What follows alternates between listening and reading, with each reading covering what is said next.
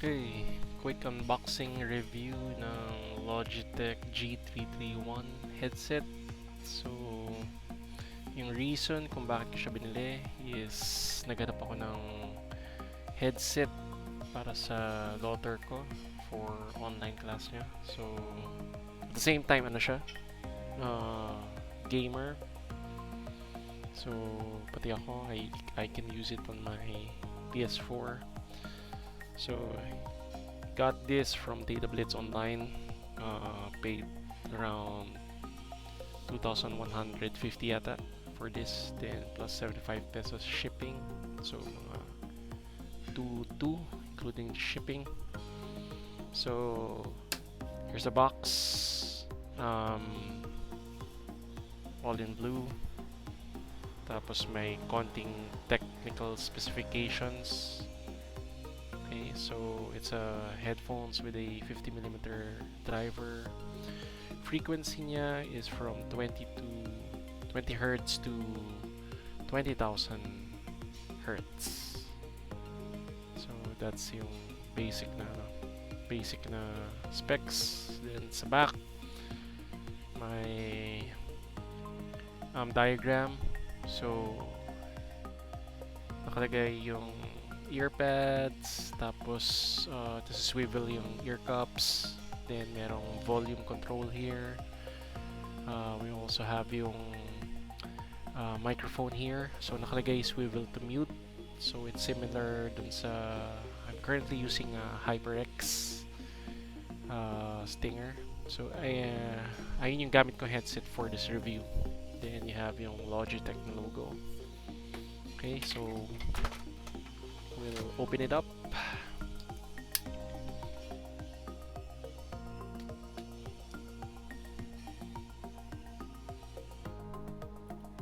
Okay, may dalawang stickers sa side. Let's just pull the tab. So the reason why I chose this headset kasi multi-purpose. So pinaka-purpose niya is para hindi malaspag yung iba kong headset. So dedicated for sa online class niya. Kasi this headset can be used sa I think sa iPad, sa PC, and sa phone, I hope. So we'll try it out. I'll try recording. Here it is. So may tabs lang siya. I'm not sure kung nare-remove to. Yes, you can. And probably na-fold. Okay, that's it. You have yung probably yung warranty supporting. You have the website, setup guide.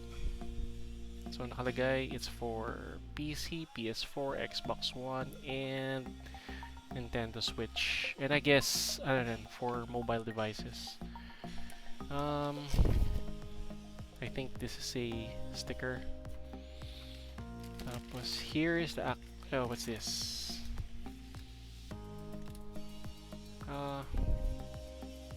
Oh, it's just a small brochure. There's some other items that they have. Logitechg.com. So yung Logitech G is actually yung parang gaming product line ng Logitech. So, out of the box, throw this away. Walang magagalit sa akin pag binato ko. Okay, out of the box, meron splitter. I think this is for PC. So, pwede mong gamitin sa yung green one is for the audio. Then itong pink one is for the microphone jack ng PC, ng laptop. Okay. Then you have yung actual headset. So still packed sa plastic. Ito pala end. Okay. So may 4 poles yung connector, 3.5 jack. Okay, I'll pull it out.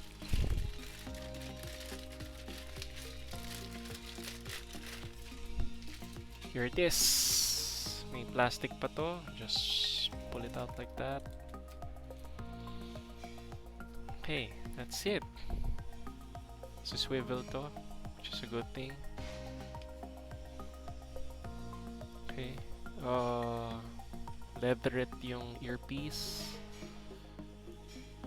Leather it yung sa taas. Okay. Then yung finish, okay naman siya. So merong silver na G logo here. Tapos may glossy na black panel here.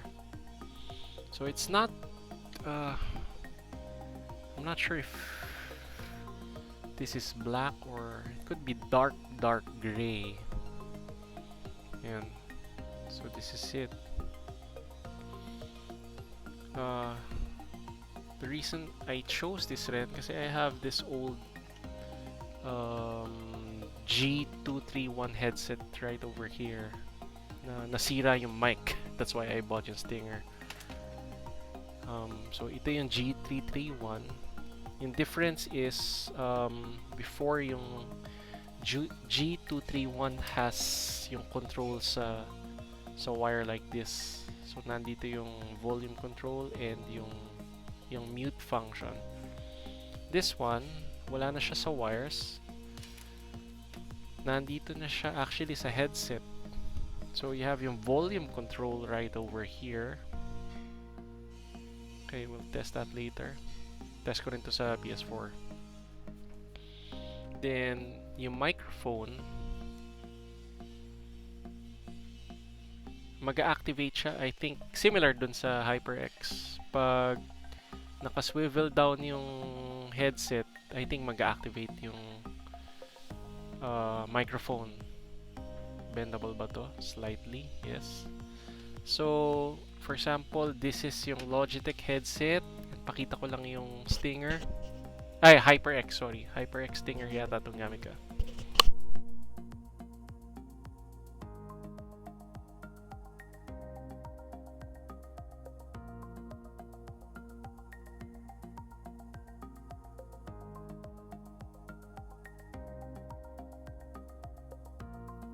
Okay. So, I'm not into really expensive headsets. May mga lumalabas na 3,000, 4,000. Oh, probably next headset. I don't know. Pero for 2,000, less than 3,000 na headset, I think okay naman yung build quality. And we'll check yung yung audio rin. So for example, I'll test yung microphone nito. I'll unplug yung HyperX right now.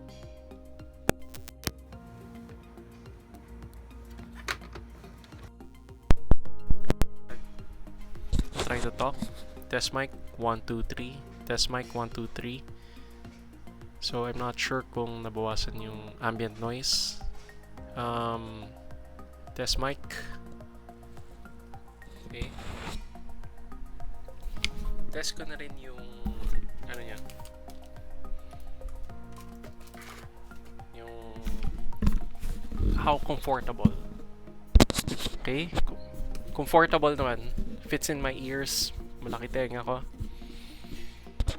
Okay, yung head fits comfortably. I hope may audio pa. So this is yung yung Logitech na headset. I'm gonna switch back to dun sa HyperX.